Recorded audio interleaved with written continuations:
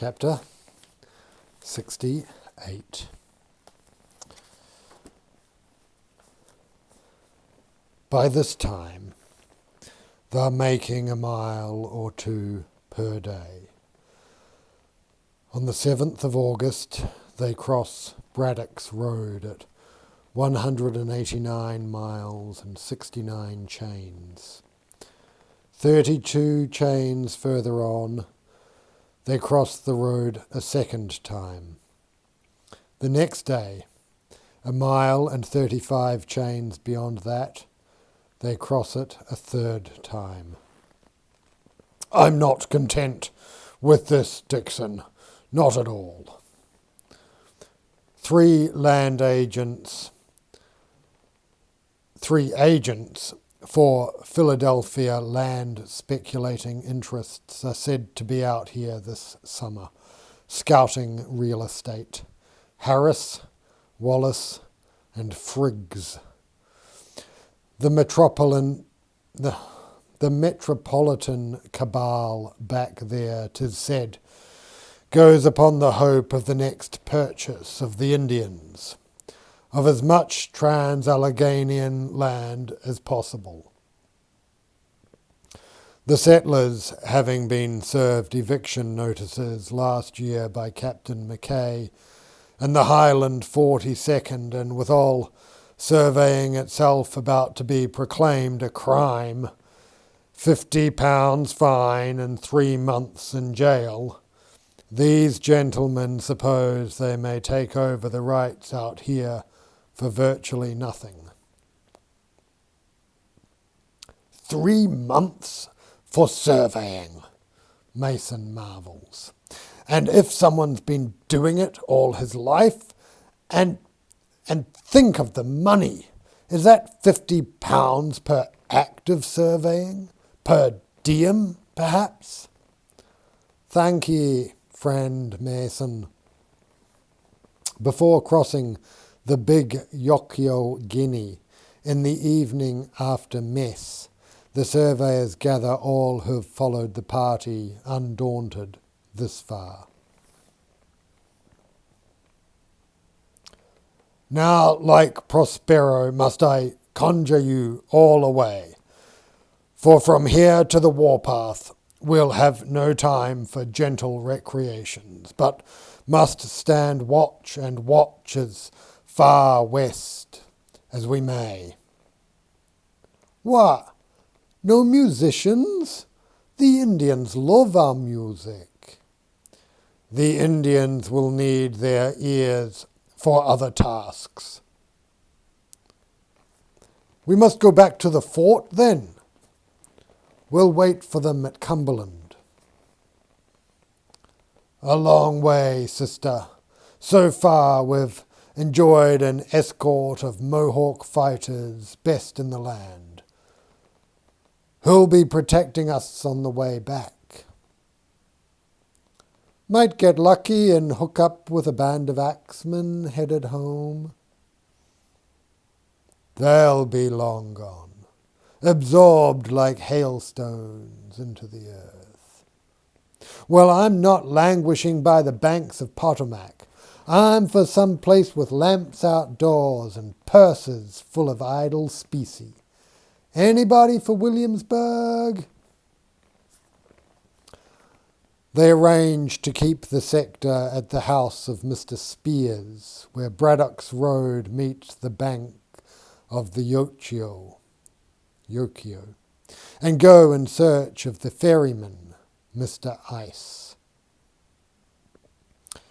They expect a ferryman to be silent, announces he, his eyes a glimmer, taking his coat and draping it over his head so as to hood his face. Well, welcome aboard. Smoking lamps lit on this craft.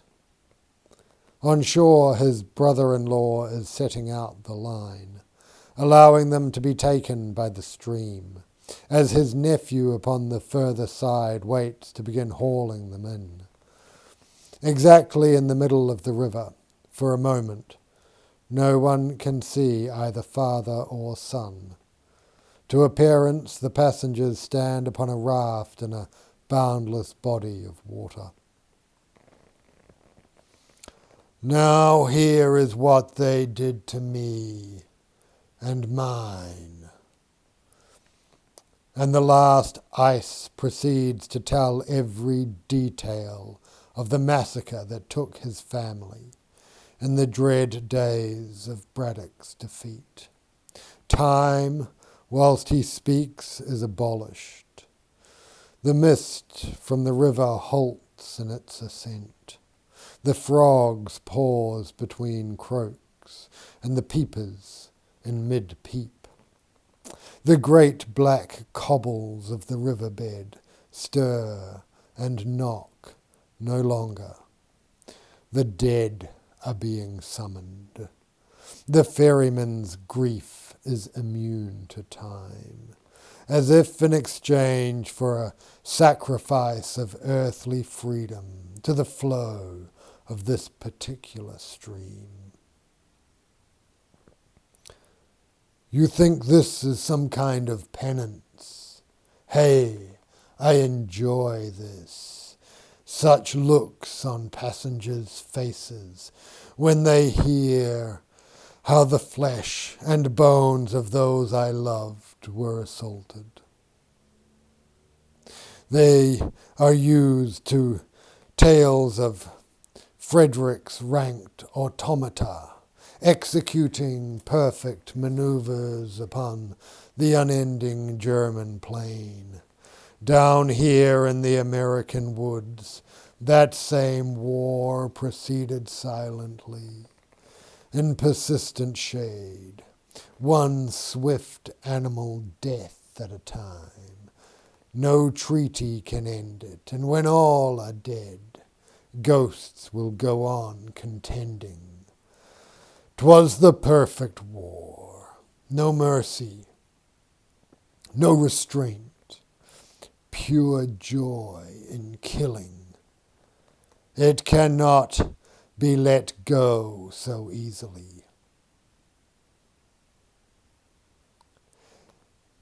The Yochiogeni, coved and willowed and sycamored, has no fish in it that Mason has been able to learn of. "Ja, you'll hear that," says Ice. "Yet everyone up and down this river knows of the great school of ghost fish that inhabit it, pale green, seldom seen, 2 sets of fins each side and a tail like a dragon's. They travel unmolested where they will, secure in the belief that no angler in his right mind would dare attempt to catch any of them.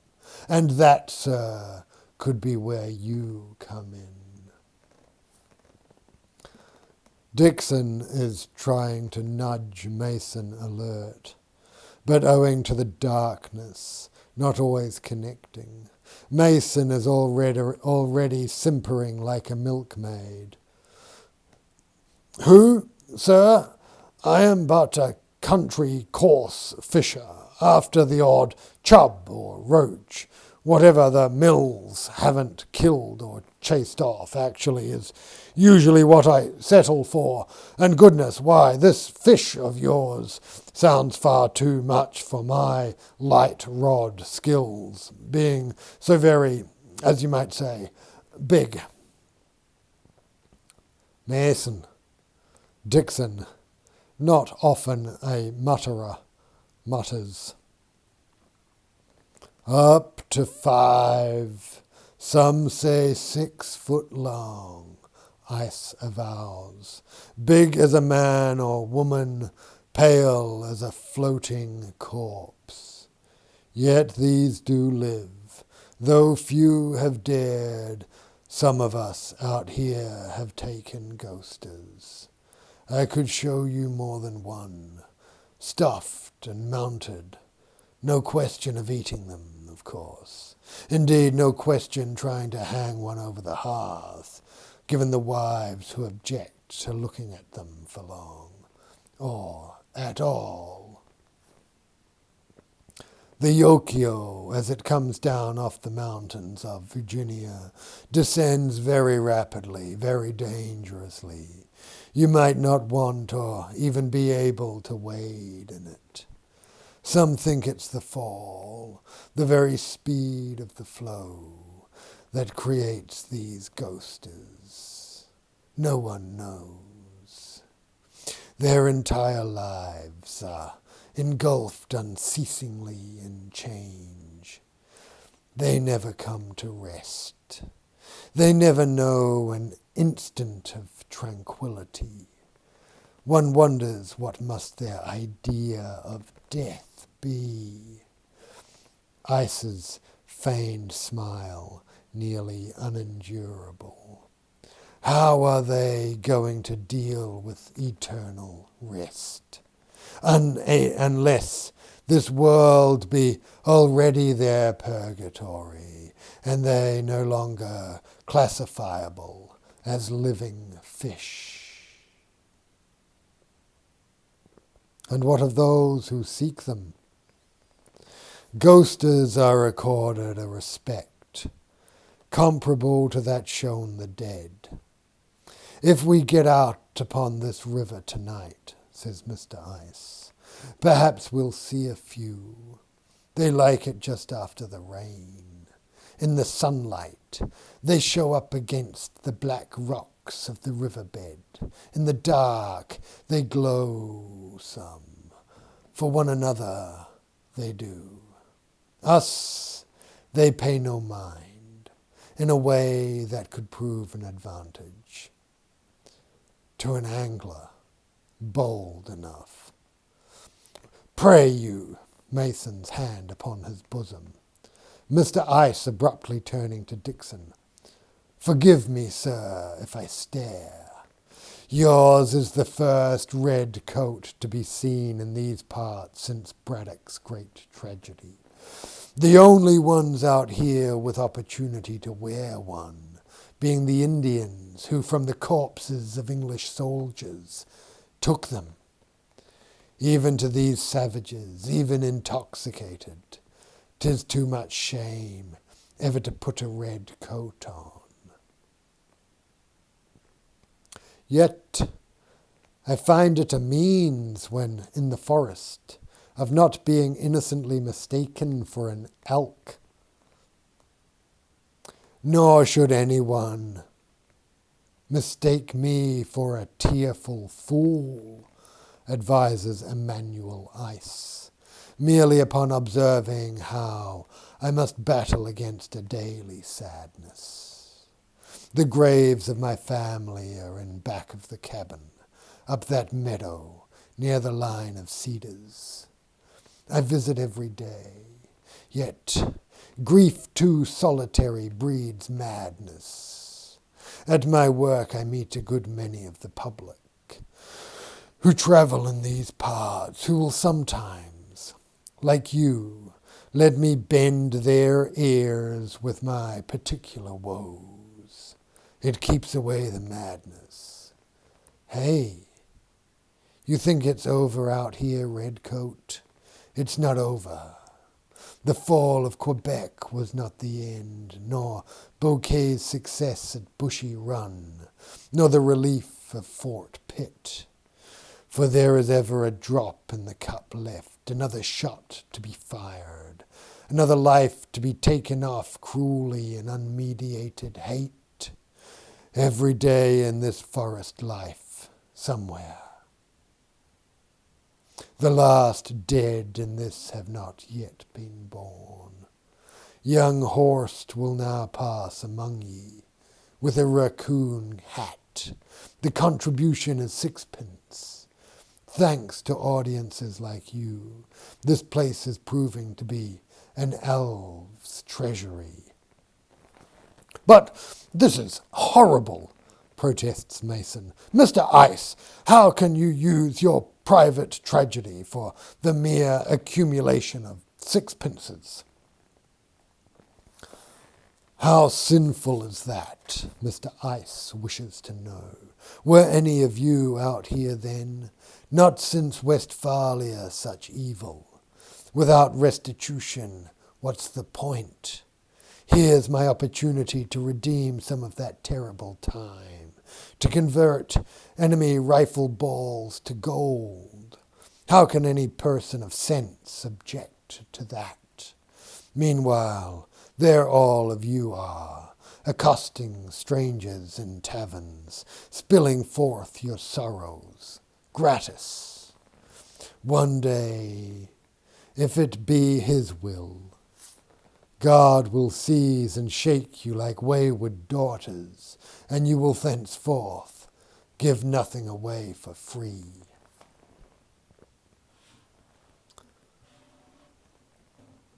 Between Laurel Hill and Cheat, the account book shows at least 111 hands on the pay list, not including the surveyors, various McLeans, and those forever omitted from the official books. Once over Laurel Hill, they are in the country of the old forts. All across these hilltops are the ruins, ancient when the Indians first arrived, broken walls, fallen nearly to plan views of themselves, act as flues that the wind must find its way past, in a long moan with a rise at the end of it, as if posing a question. The fort at Redstone lies upon the site of one. The creek below is crowded with rocks with lines of glyphs inscribed on them. Nobody can read them, but all believe they are grave markers.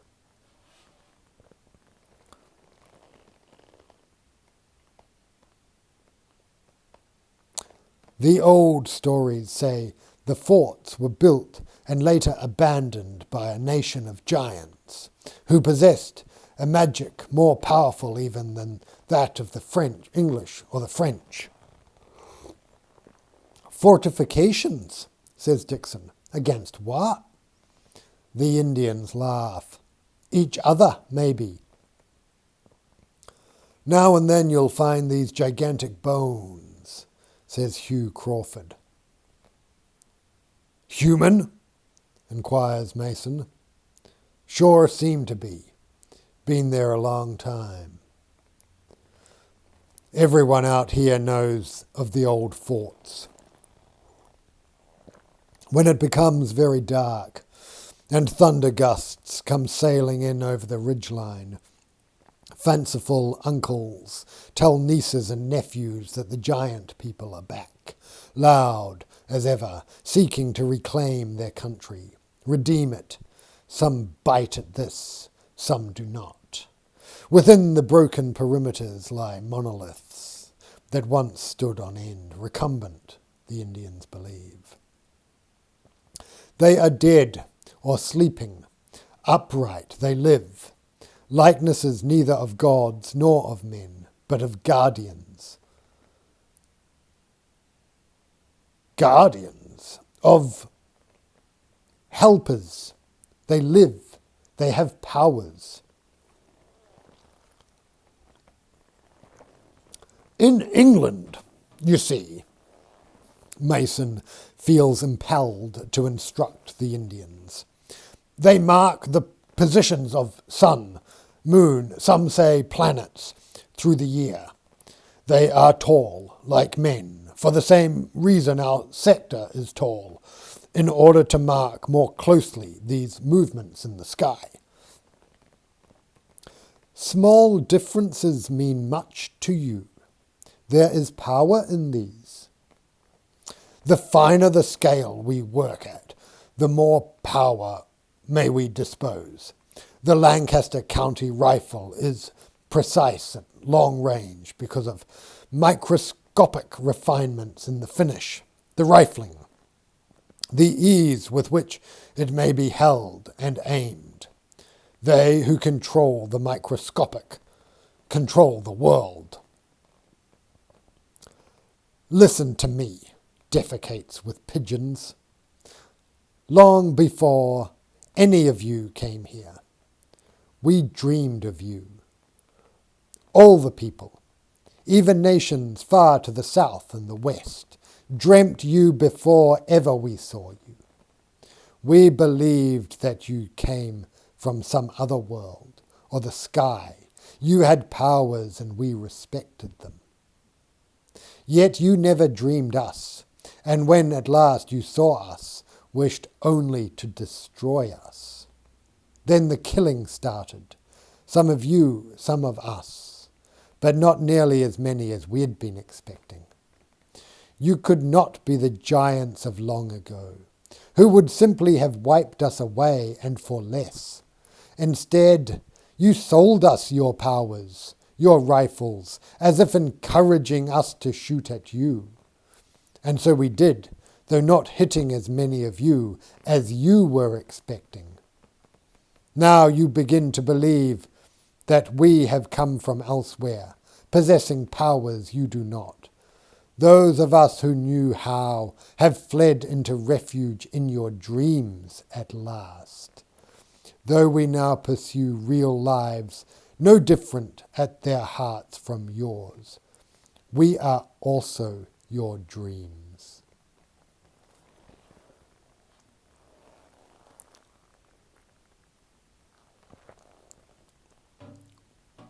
As they have come west, the vista has grown sensibly wider, and the hands have tended more and more to be in it as little as they may. In the daytime, as to sleep up and down its centre line at night. The axemen begin to depart unannounced, as the army might say, desert. Cheat is the Rubicon, Monongahela is the Styx. At last there are the Indians, and 15 axemen newly hired, and Tom Hines. Somebody has to cook. And after the first terrible poker, invisible up the arse, after allowing themselves a moment to see if they wished to begin screaming and flinging themselves about, Mason and Dixon noticed the Indians, politely enough yet unarguably, watching them to see how they will react. Hendricks seems fascinated. What do they believe waits them on the other side of the river that sends them away so fast?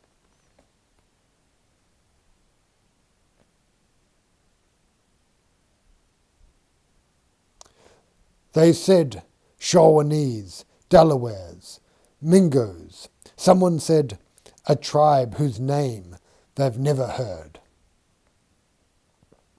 A tribe with no name. He translates quickly for his companions, as if trying to finish before being careened by the gathering sea of mirth. We know that tribe. We are afraid of them too, the tribe with no name. The Indians sit and smoke, continuing to laugh for what to Europeans might seem a length of time far out of proportion to the jest. The day passes, the night deepens. The absence of the axeman is felt at eardrums and elbow joints, as in the sleeplessness attending watch and watch, as the days of their westering. Even the most obtuse of the company can see, are rapidly decremented,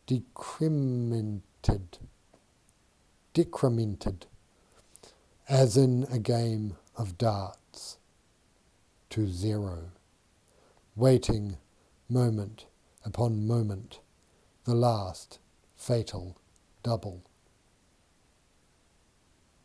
End of chapter.